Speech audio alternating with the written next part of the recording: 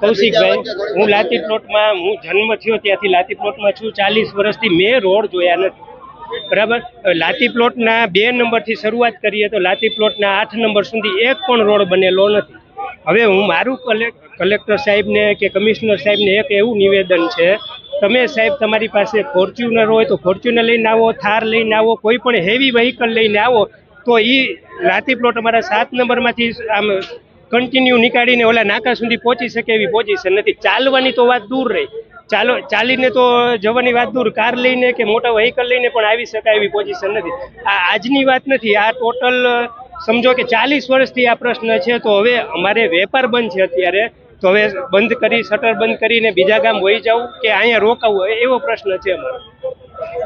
લાઠી પ્લોટની અંદર જે રોડ રસ્તાઓ છે એની અંદર જે ખાડા પડેલા છે અને પાણી ભરાવાની સમસ્યા છે એ બાબતે રજૂઆત કરવામાં આવેલી હતી. કોર્પોરેશન દ્વારા આના આયોજનની અંદર અગાઉ 15 કરોડ રૂપિયા મૂકેલા છે. એ તબક્કા વાઇઝ એનું કામ કરવામાં આવશે.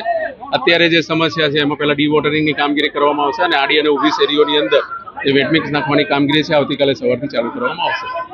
પર અત્યારે મુખ્ય રસ્તામાં જ્યાં ખાડા પડેલા હોય ત્યાં તો કામગીરી કરવામાં આવે છે. આ લોકોની રજૂઆતો જે છે કદાચ વર્ષો જૂની પણ હોઈ શકે, તો કોર્પોરેશને આયોજનબદ્ધ રીતે જે પહેલા મુખ્ય રસ્તાઓ છે અને પછી જ્યાં આંતરિક સોસાયટીઓ હોય ત્યાં જનભાગીદારી યોજનામાં અથવા કોર્પોરેશન બીજી કોઈ આયોજનમાં લઈ અને કામગીરી પૂર્ણ કરાવવામાં આવશે.